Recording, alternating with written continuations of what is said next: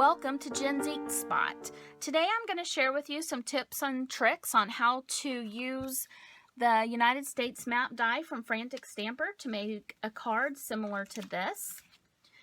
I don't know how well you can see from this picture, but you have the United States outline popped up here, and then inside you can see how the states are embossed inside. And I'm going to show you some tips and tricks on how to do that, and also some tips on how to do the banner. Alright, so to get started, the first thing that I'm going to use is this frame die from the Elementals #1 die set from Frantic Stamper. And I've taken a piece of navy blue cardstock, and I'm just going to put my die down on that, and I'm going to cut it out. Here's the piece that I have. And then there's also a frame piece that cuts as well. Now what I'm going to do is I'm going to take my United States die and I'm going to line it up how I'd like it on here and then run it through my die cut machine again.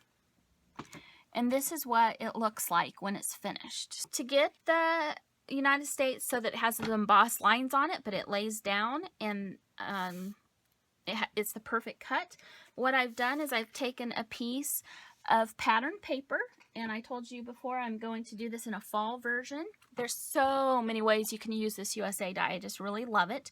So I've put this on my paper and I've lined it up very evenly so that it'll be right in the middle, and I'm going to run it through my die cut machine.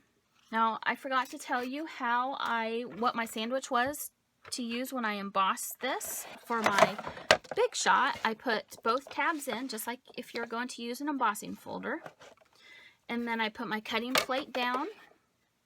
Then I use this embossing mat, which is an important piece because this is how my die is going to get impressed into my paper. And then I put my die on top of my paper where I wanted it, and I used my Post-it note tape to secure it like that. Then I put my top cutting plate on top of that. And then I have this, it's just a piece of cardstock that I folded in half, and I use that as a shim. And then it makes a little bit deeper impression. And so then I just put it through my big shot. You can do it one time, you can do it through a second time if you want it a little bit deeper. So when I take this Post-it note tape off, then I have the outline of the United States of America. You can almost probably see it better on the camera from the back side, but it's on the front side as well. And one of the reasons that I want a deep embossing is because when you use a pattern paper, you're not going to be able to see the embossing quite as well.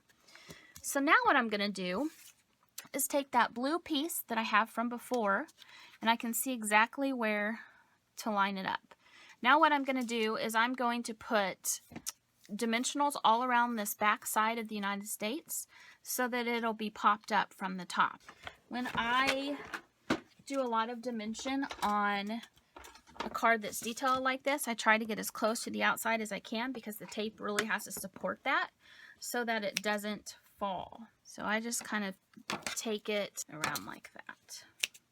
For a card like this, I use a lot more tape than I would if I were just making a regular card. Okay, once I have all of the dimensional down on my paper, then I'm going to turn it over and I'm going to line it up, and I can see exactly where to put this paper because the United States has been embossed, and it'll just line up with that perfectly. Now what I'm going to do is this banner. This is done with the Wavy banner die by Frantic Stamper. It's a set of 2 dies. The reason that I'm going to use this die is because I want to stretch it out a little bit like I did on this card. Usually the banner, the way that you would use this is like this, so it has a little bit of a lift in the middle. But on this one I want to kind of stretch that banner across. So I've already cut this piece out. This is a printed vellum that I have in my stash, and you can see the score lines on it. I'm going to take this stamp set, also by Frantic Stamper. It's called Scribbled Flowers 1, and I want to use the Sending Happy Thoughts. Now here's the trick to this particular sentiment. the sentiment's going to be a little bit bigger than my banner in the middle allows. And that's one nice thing about how I'm going to be using it, is it's okay if it hangs over the side, kind of like this Christmas does here a little bit. It's okay if it hangs over the side because it's not going to be tucked behind so you can see it. So for what I'm going to do is I'm going to take these sentiments, sending happy thoughts, and I'm going to line them up on my banner how I want them to look when I emboss them. And then I'm going to take my block and I'm going to pick it up just like that, because that'll stamp it exactly where I want it. I'm going to take my little, I think this one's called Ecstatic. You can get these in all kinds of different ways. There's one that's in a bottle, and it's basically, this is, before I emboss, I always use one of those. It puts a little powder on your piece that you're embossing so that the embossing powder only sticks to the ink where you would like it to stick. I keep a whole bunch of scratch paper close to me, and every time that I emboss, I take one of those pieces of paper and I have it ready to go so that I can easily pick up my embossing powder. So what I'm going to do is I'm going to start by stamping my sentiment on here. My Versamark that I use is called Versamark Dazzle. It's champagne, and I love that it adds a little bit of glitter to my projects. Especially can see it when you stamp it directly onto your cardstock. You don't see it so much when you emboss with it because the embossing powder covers it up. So then I'm just going to stamp that on here. And like I said, I've already used my Ecstatic, so I want to do that first. I want to make sure I get a good impression. Okay, the color of embossing powder that I'm going to use is Zing Aqua. This is also available in the Frantic Stamper store. And I'm going to just pour this on my label. I usually give it a little tap on the back to make sure I get off the extra flecks. Now what I'm going to do is I'm just going to take and pour this embossing powder right back in, and I save almost all of it.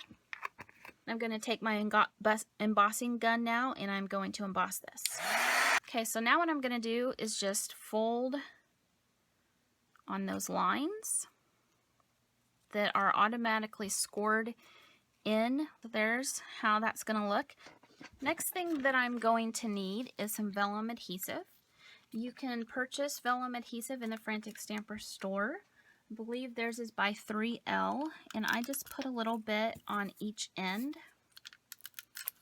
Because my vellum is striped, patterned, it'll be harder to see the vellum when I stick it down. And I'm just going to stretch that a little bit. And there is my card front. And after adhering to my card front, my card is finished. Thanks for joining me today at Jen's Ink Spot. Have a great day.